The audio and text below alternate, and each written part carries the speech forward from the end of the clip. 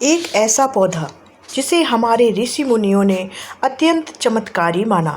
क्या इसकी जड़ को विशेष विधि से घर में स्थापित करने की परंपरा आज भी कई लोग निभाते हैं? क्या इसी पौधे के फूल भगवान शिव को अत्यंत प्रिय माने जाते हैं?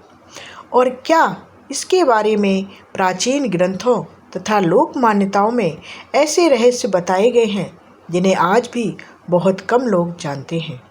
आज की इस वीडियो में हम आपको अपामार्ग और सफ़ेद कनेर से जुड़ी ऐसी मान्यताओं, परंपराओं और रहस्यों के बारे में बताएंगे जिन्हें सुनकर आप हैरान रह जाएंगे। लेकिन ध्यान रहे, हम एक एक करके पूरी जानकारी देंगे और आखिर में आपको एक ऐसा प्राचीन रहस्य बताएंगे जिसके बारे में बहुत कम लोगों ने सुना होगा। इसलिए वीडियो को अंत तक ज़रूर देखिएगा और हमारे चैनल को सब्सक्राइब कर लीजिए, क्योंकि हम ऐसे ही धार्मिक जानकारियों से भरी हुई वीडियो आपके लिए लेकर आते हैं। तो चलिए शुरू करते हैं। भारत की सनातन परंपरा में कई ऐसे पौधे का उल्लेख मिलता है जिन्हें केवल औषधि नहीं बल्कि धार्मिक दृष्टि से भी अत्यंत महत्वपूर्ण माना गया है। इन्हीं में से एक है अपामार्ग, जिसे कई स्थानों पर लटजीरा भी कहा जाता है। लोक मान्यताओं में यह पौधा नकारात्मकता को दूर करने का प्रतीक माना जाता है। गांवों में आज भी कई लोग इसे शुभ मानकर अपने घर के आसपास लगाते हैं। हालांकि इन मान्यताओं के वैज्ञानिक प्रमाण उपलब्ध नहीं है, लेकिन धार्मिक विश्वासों में इसका विशेष स्थान बताया गया है।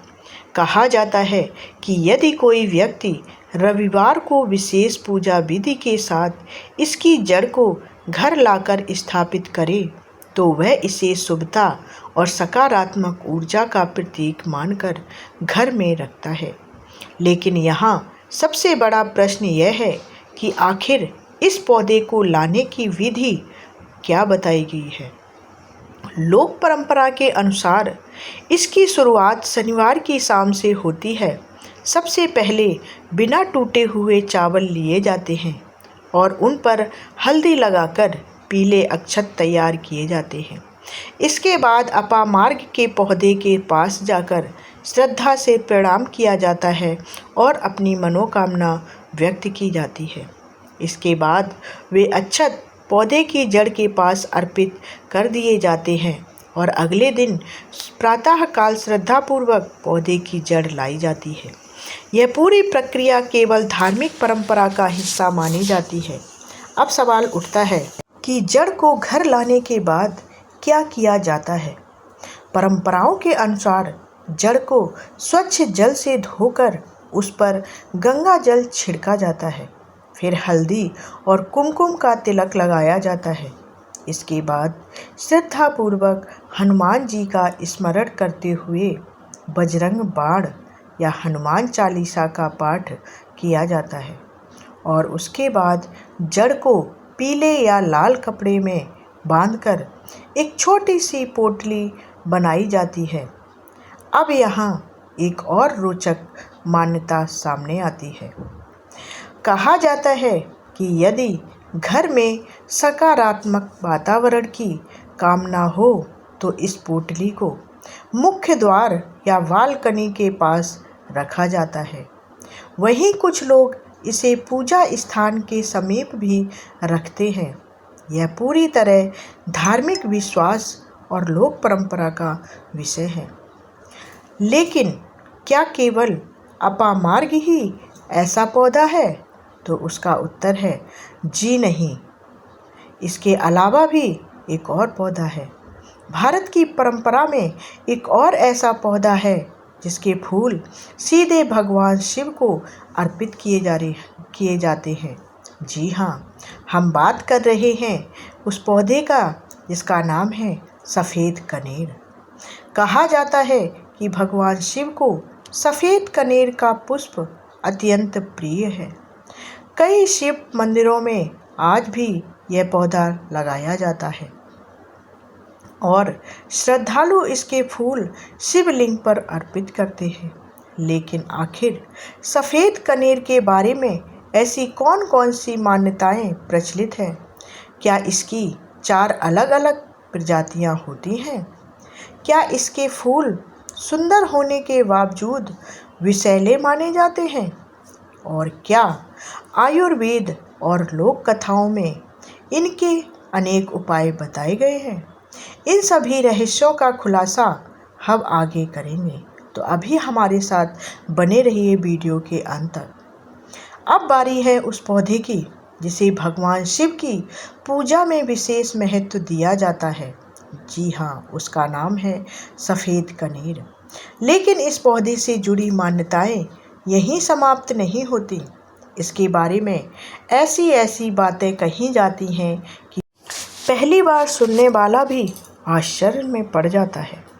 कहा जाता है कि कनेर 4 प्रकार का होता है: सफ़ेद, लाल, पीला और गुलाबी। इनमें सफ़ेद कनेर को शिव पूजा में विशेष स्थान दिया गया है। कई प्राचीन मंदिरों और शिवालयों के प्रांगण में आज भी यह पौधा लगाया जाता है और श्रद्धालु इसके पुष्प भगवान शिव को अर्पित करते हैं। लोक मान्यता के अनुसार सोमवार, सावन सोमवार और महाशिवरात्रि के दिन श्रद्धापूर्वक कनेर का पुष्प अर्पित करना अत्यंत शुभ माना जाता है। यह एक धार्मिक विश्वास है और अनेक श्रद्धालु आज भी इस परंपरा का पालन करते हैं। लेकिन इसके साथ एक महत्वपूर्ण बात जानना भी जरूरी है। कनेर का पौधा विषैला माना जाता है। इसके फूल, पत्ते और रस का सेवन करना स्वास्थ्य के लिए खतरनाक हो सकता है।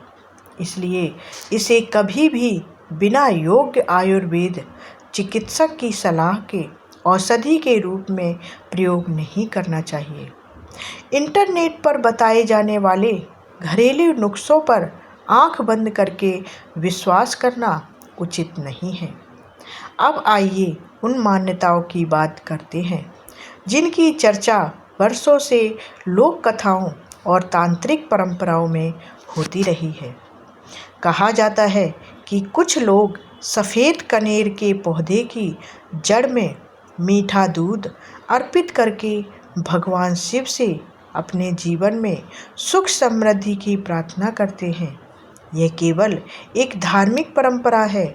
इसे धन प्राप्ति का निश्चित उपाय नहीं माना जा सकता, लेकिन लोगों का मानना है यह। इसी प्रकार कुछ स्थानों पर यह भी मान्यता है कि सावन के प्रत्येक सोमवार को सफ़ेद चंदन लगाकर कनेर के पुष्प भगवान शिव को अर्पित किए जाते हैं और पूरे मन से प्रार्थना की जाए तो व्यक्ति को मानसिक शांति और आत्मबल प्राप्त होता है। अब आते हैं उस रहस्य पर जिसकी चर्चा कई प्राचीन लोक कथाओं में मिलती है। आपने शायद कभी सुना होगा कि प्राचीन काल में कुछ रसायनविद सफ़ेद कनेर का उपयोग धातुओं पर विशेष प्रयोगों में करते थे। कुछ पुराने ग्रंथों में ऐसे उल्लेख मिलते हैं, लेकिन इन दावों की आधुनिक विज्ञान द्वारा पुष्टि नहीं हुई है। इसलिए इन्हें ऐतिहासिक या लोक विश्वास के रूप में ही देखा जाना चाहिए, न कि प्रमाणित तथ्य के रूप में। यही कारण है कि इतिहास और परंपरा के कई विषय आज भी शोध का विषय बने हुए हैं। अब एक और रोचक बात, भारत की परंपरा हमें केवल चमत्कारों पर विश्वास करना नहीं सिखाती, बल्कि श्रद्धा के साथ कर्म करने का संदेश भी देती है। यदि कोई व्यक्ति भगवान शिव की पूजा करता है, नियमित परिश्रम करता है, ईमानदारी से जीवन जीता है और प्रकृति का हमेशा सम्मान करता है, तो यही सबसे बड़ा शुभ कर्म माना गया है।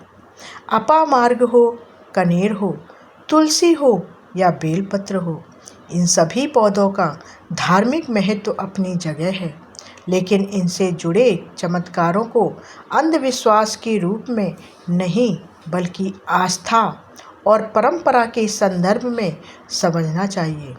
और अब वह बात जिसका वादा हमने शुरुआत में आप सबसे किया था कि असली रहस्य किसी जड़ पत्ते या फूल में नहीं, बल्कि आपकी श्रद्धा, सकारात्मक सोच, सत्कर्म और निरंतर प्रयास में छिपा है।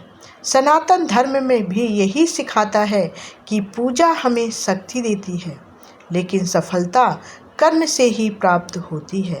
इसलिए यदि आप इन पौधों की पूजा करते हो तो उन्हें प्रकृति का सम्मान समझकर करें, भगवान के प्रति अपनी श्रद्धा व्यक्त करें और साथ ही अपने जीवन में मेहनत, ईमानदारी और अच्छे कर्मों को कभी ना छोड़ें।